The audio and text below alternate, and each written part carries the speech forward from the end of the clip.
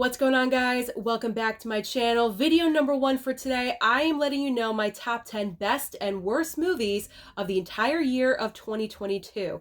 Before I get into my list really quickly, I want to say a huge, gigantic thank you to everyone out there that sent their thoughts to me. I've been sick the past 4 days now. Today's day number 4. Today's the first day I felt well enough to film a video. And everyone has been sending me get well and wishes, and I am just so grateful to all of you out there. I am getting better every single day, so thank you so very much. Now let's get into the top 10 list. I usually would make 2 separate videos, but because of my sickness, I've been backed up, so I need to cram everything into one video if possible. So you're getting both. You're getting best and worst in the same video. Now I do want to preface this by saying this is my opinion only.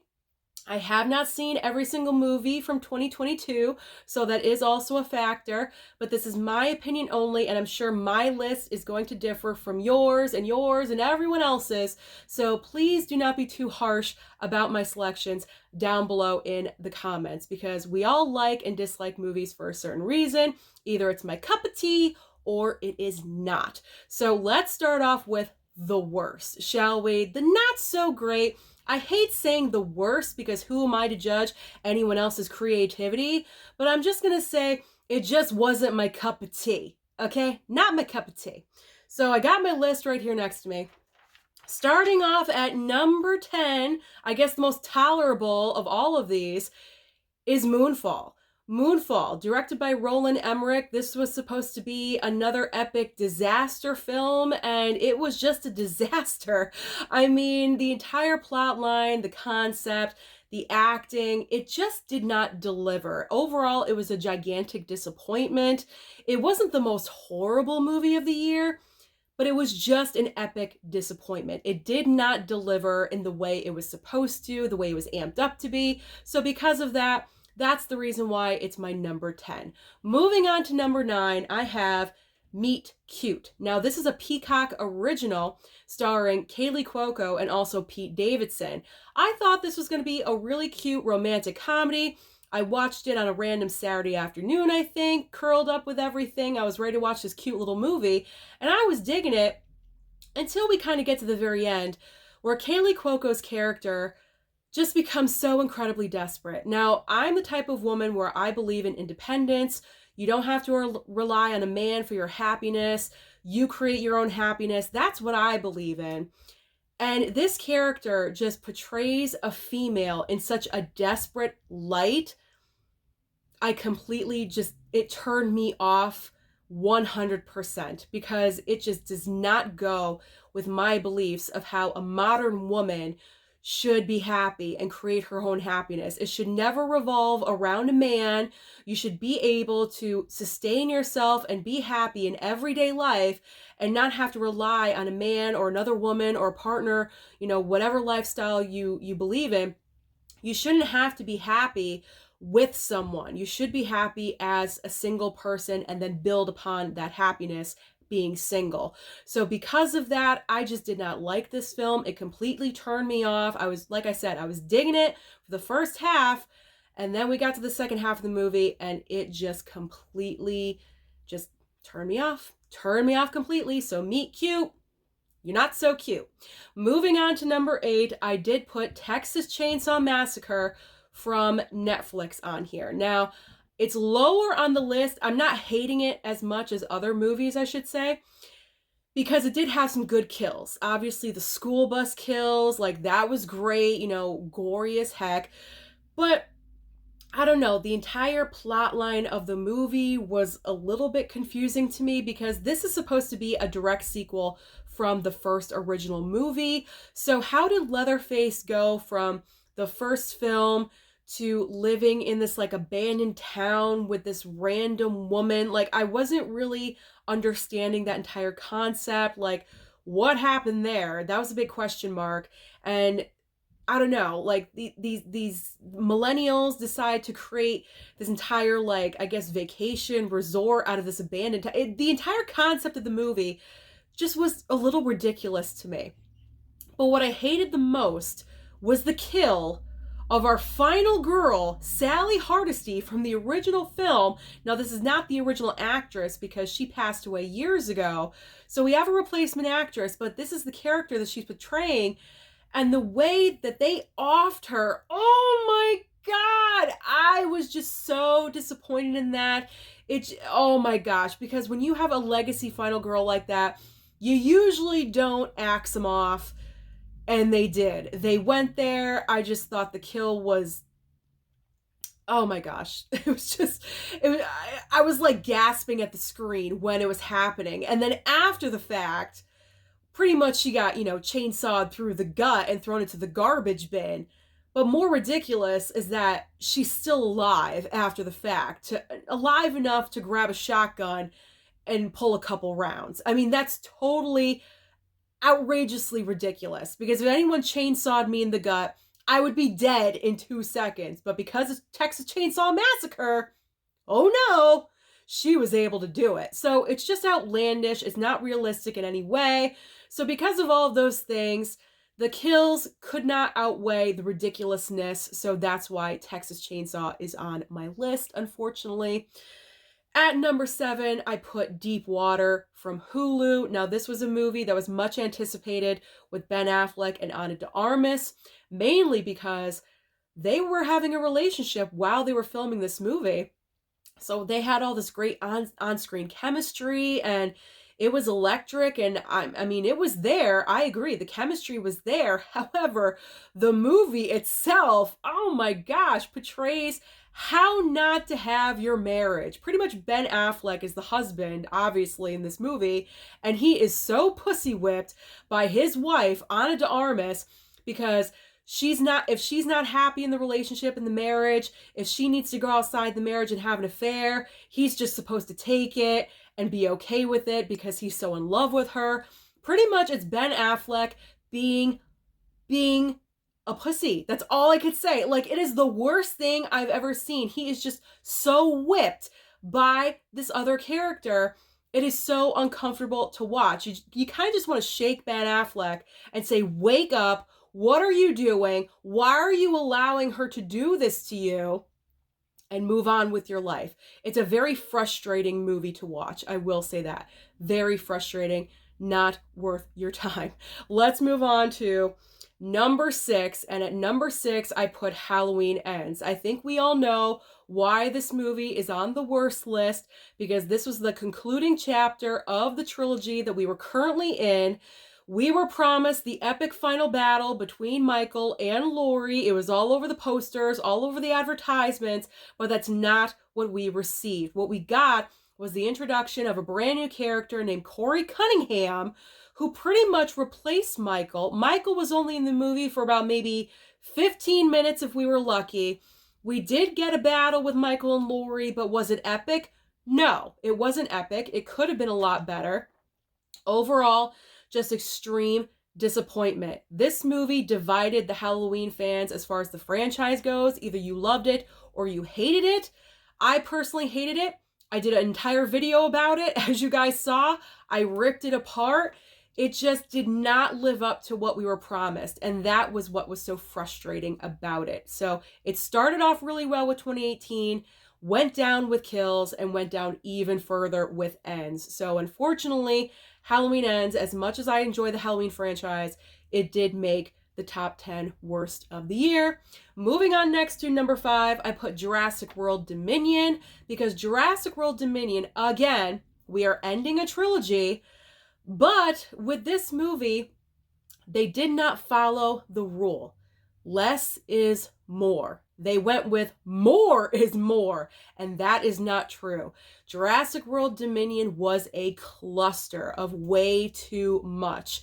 Besides focusing on dinosaurs, which they didn't really do, they focused on bugs. So we have dinosaurs and we have bugs. Not only do we have the original cast members, Jeff Goldblum, Laura Dern, and what's his name? I can't remember the other guy, but the 3 originals. And then we also have our current cast, but we also have other supporting cast members. This cast was so huge, you didn't need that many people in it. If they cut the cast in half, if they got rid of the bugs, This movie probably could have been a little bit more savable, I guess, but there was just too much going on. So many subplot lines. You have Maisie, the young girl, kidnapping her, kidnapping Blue. Like, there's so many things, or I should say Blue's baby. There's so much stuff going on in this movie, and the runtime was like 2 hours and 45 minutes. That is this is not a Marvel movie. Why is this so long? Your Jurassic World Dominion. It should be like 2 hours and 15. It was way too long. I understand the intent of this because it was the final chapter and they wanted to give us all that they could. Less is more. Less is more. So if they do continue this, maybe in a few years or so, and ramp up another trilogy, please follow the rule of less is more, because Dominion was just way too much overall. Going into number 4, speaking of too much, I put Amsterdam. Amsterdam is a movie that I kind of thought about buying on physical media, but I chose to watch on streaming because I really wasn't sure if I was going to enjoy this movie or not. So I streamed it, and thank God I did. There was way too much going on in this movie as well. It was the kind of dialogue that's so chitter-chattery, it's all over the place. If you're not paying attention to it, you kind of lose where the plot line's going just a little bit. You have a ton of Hollywood stars in this film. Christian Bale, Margot Robbie, John David Washington, Rami Malek, Mike Myers, Anya Taylor-Joy. I could go on. There's so many A-list actors in this movie. However, that does not distract from how bad the film is. It's all over the place. It's kind of flash forward just a little bit in the beginning. You're kind of getting the idea of what's going on. But I didn't really care. And that's the problem. I didn't honestly really care what was going on with the eventual plot of the movie.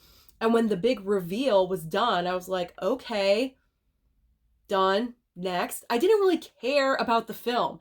That's my big point. If I'm not caring about a movie, then that's a big problem. So even though you had a gigantic cast, well-known cast, beautiful costumes, a great era of time that you're dealing with, it doesn't disguise the fact that the movie was just bad and it just didn't capture my attention or my emotional investment. So because of that, Amsterdam is way up there on the list of worst of the year.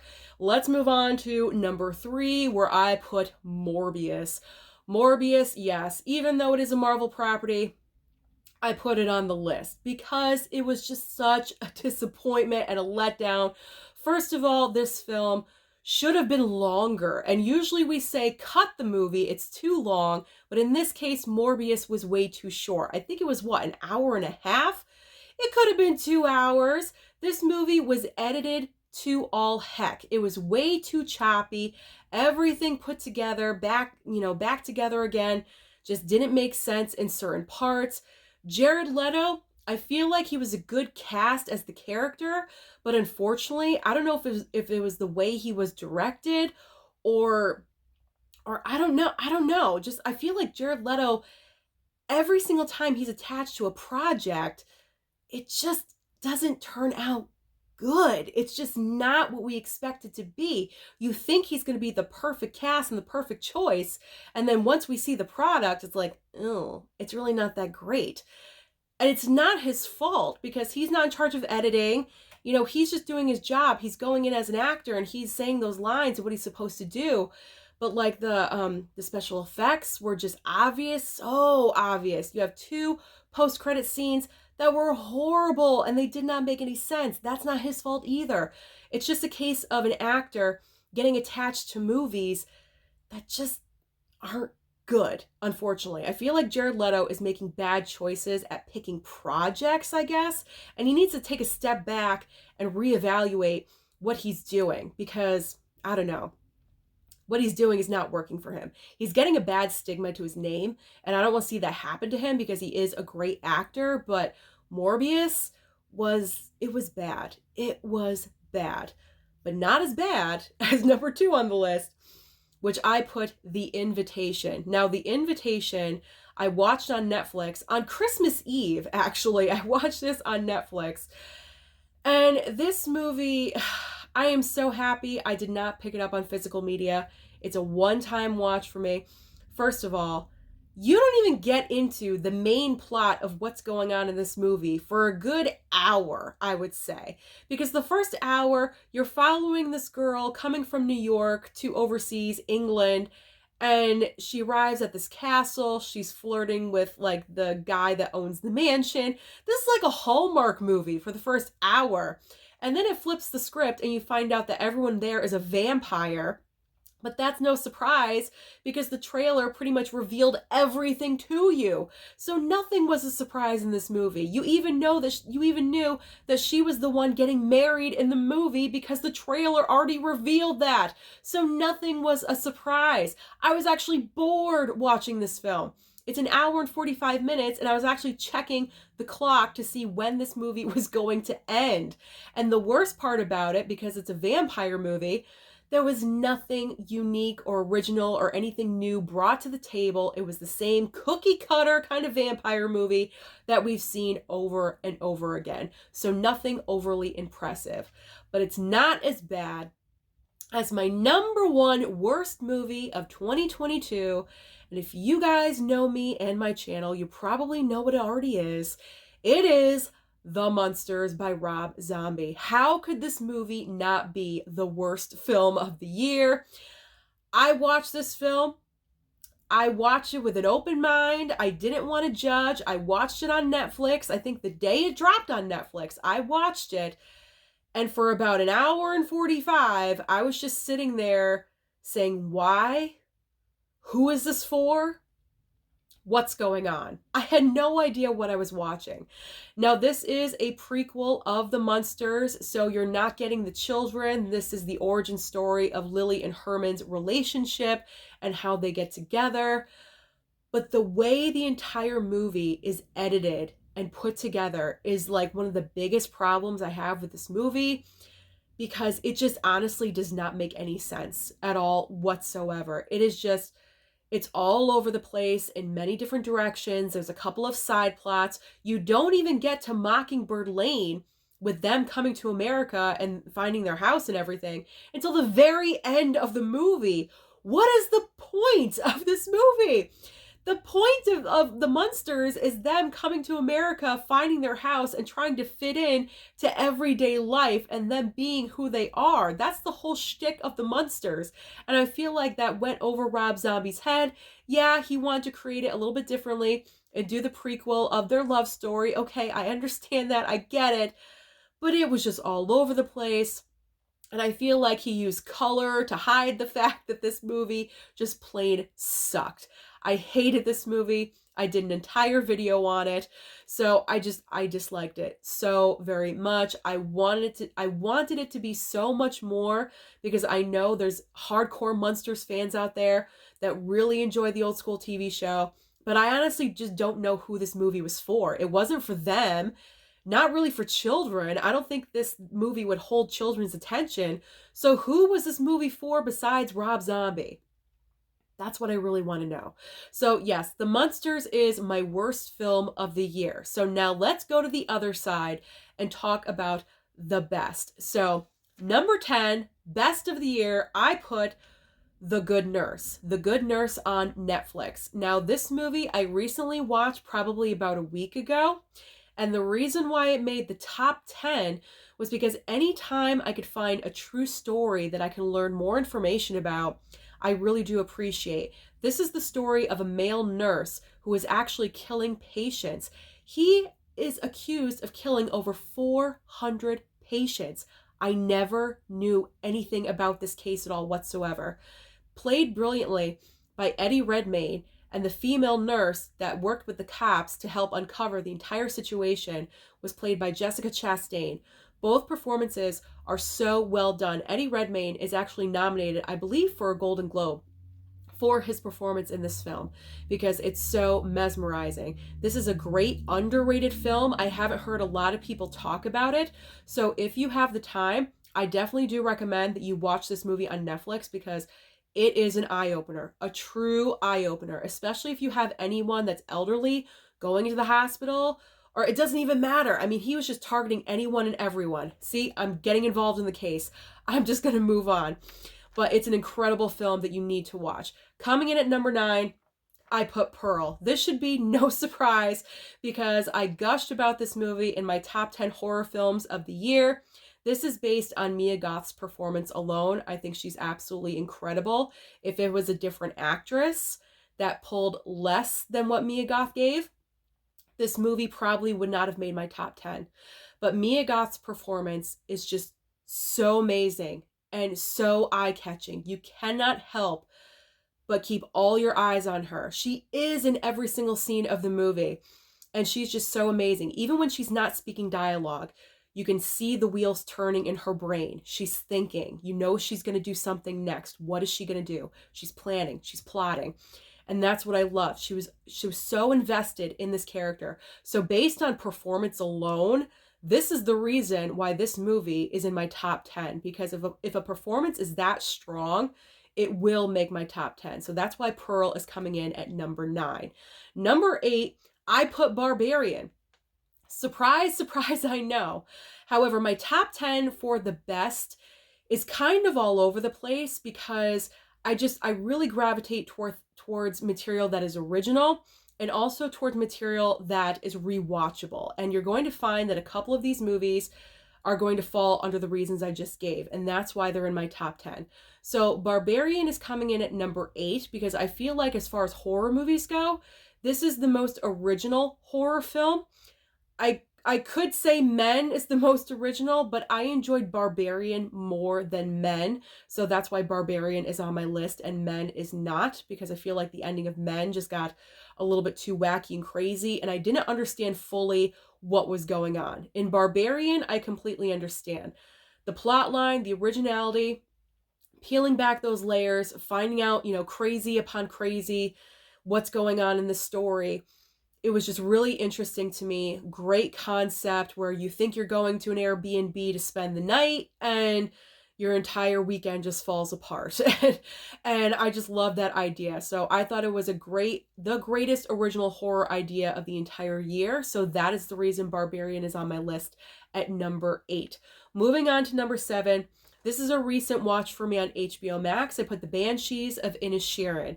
I found this movie extremely interesting because the concept is about two friends. One of them decides, I don't want to be friends with you anymore, at the drop of a hat. And Colin Farrell plays the man who's getting this information, and he doesn't know how to deal with it. He doesn't know how to deal with it. He doesn't know what he did. He doesn't understand why the friendship is ending on the other person's side. He's very confused. So this entire movie is about him dealing with that and coping with that information and why. And he's trying to figure out everything. You're trying to figure it out too, because an adult friendship usually doesn't end like that. Usually we're talking about ending of friendships with, younger kids, teenagers, obviously. Those friendships end, they come and go. But usually as an adult, they're pretty standard. Your friendships are your friendships and they stay forever. But it's very interesting when an adult friendship just suddenly ends. So that's what this movie is all about. And I thought it was incredibly interesting, and it's definitely worth your time. So either stream it on HBO Max or pick it up on Blu-ray. I'm currently waiting for it to go on sale, and then I will pick it up on Blu-ray. Coming in at number 6 on my list, and this is going to surprise a lot of you, I'm sure, but it's the most rewatchable movie for me this year, and that is Scream 5. Scream 5 I thought was extremely well done. I said my reasons on my top 10 horror movie list of the year, but really quickly, I thought it was a great tribute to Wes Craven. I thought they put in their own spin on everything. They upped the kills, the gore factor. I enjoyed that very much. This movie is on my list because Scream 5 is the movie that I watched the most in 2022. When it was on Paramount Plus, I had it on as background noise all the time in my room, because down here I mainly stream stuff and just watch movies on physical. And when I come home and I'm, putzing around my room, I would put it on as background noise. I have watched Scream 5 so many times. So that is the reason why Scream 5 made my top 10 list, because I watched it the most out of all the movies this entire year. Coming in At number 5, the top 5 of the year. At number 5, I put The Northmen. This may be surprising to a lot of you, but I feel like with Robert Eggers, either you really enjoy his work or you really do not. I'm in the camp, I enjoy his work. I enjoyed The Witch. I enjoyed The Lighthouse, even though it's really weird and funky. I can appreciate it. So when The Northman came about, I didn't see it in theaters, unfortunately, but I waited for physical. I picked it up. My mom and I watched it together. We both really enjoyed this movie a lot. An epic Viking tale with Alexander Skarsgård ripped to all hell. Oh my gosh, he looks fantastic. Woo! Anya Taylor-Joy is in this movie as well. She's incredible as always. Nicole Kidman is also in this movie. Incredible performances, a twist that I did not see coming, an epic revenge Viking tale. I mean, what's better than that? It is kind of a longer movie, just a little bit, but that's not too bad. And it's a satisfying watch. I really enjoyed watching this movie. It's not the most rewatchable film, but when I'm in the mood to watch an epic tale like that, then I will pull The Northman probably every single time. Moving on to number 4, I put X, because X is my favorite horror movie of 2022, so I had to put it on the list somewhere. I just highly enjoyed the film. I had a great time with it. The time period of the 70s, the Texas Chainsaw Massacre vibe at the very beginning, going to this random farmhouse, them wanting to do what they do, produce an adult film. And the old couple is kind of weird, but that's because we did not know that Pearl was coming. We thought X was a standalone movie. We did not know this was the beginning of a trilogy. So this weird old couple, we were like, what's going on there? Like that character's weird. What's happening? Why does she have this obsession with Mia Goth's character? And it was just highly, highly just so dysfunctional. But then when we realized that Pearl was getting her own movie, we were going to get her entire backstory, then going back and watching X kind of makes more sense just a little bit. And it's really fun to watch those movies back to back from each other. And I can't wait to see Maxine, because I think Ty West is doing incredible work with these movies, and I'm anxious to see the conclusion of this trilogy. So I highly enjoyed X. It had great kills. I mean, Brittany Snow's kill with the alligator is my favorite in the entire movie. I think it was fantastic. It was a lot of fun. Just ingenious kills, different ways. So X had everything that I wanted in a horror movie, so that is why it was my number 1 of the year. In third place, I'm going with the movie of the year, and that is Top Gun Maverick. How can Top Gun Maverick not be in my top 10 of the entire year? I'm not the biggest Tom Cruise fan. However, I will give credit when credit is due. It was the first movie to break the billion this entire year, and it's going to be only one of 3 that make the billion the entire year. So you got to give it credit for doing that. Top Gun Maverick is how you do a sequel 30 plus years later. This movie, I went and I saw it in theaters with my parents, and it was an experience. Everything about it was just so incredible. The sound, the sequences, the flight sequences, everything was just amplified seeing it in the theater. If you did not see it in the theater, that is unfortunate, because it's one of those movies where it only gets better by seeing it in the theater. I do have the physical copy. I have not watched it yet. I probably will do so very shortly. But Top Gun Maverick was definitely, the movie of the year, the star of the year, the surprise of the year, whatever you want to call it. But it definitely did what we needed it to do for the box office, which was fantastic. So Top Gun Maverick is in there at number 3. My runner-up for best of the year, I am putting The Whale. The Whale with Brendan Fraser. Now, I just saw this film a couple of days before Christmas. I wanted to get to my theater because it's one of those smaller films I feel is going to leave very shortly. So I wanted to be able to catch it in the theater because I know it's going to be nominated for award season. It's already started to be. This film is about a very overweight man who is trying to reconnect with his daughter before he passes away, because he knows his health is deteriorating by the day. And he has a 16-year-old daughter, I believe, and he left the family for his gay lover. It's a very complicated situation. She has a lot of animosity towards him, and his weight is the big gigantic factor in this entire movie.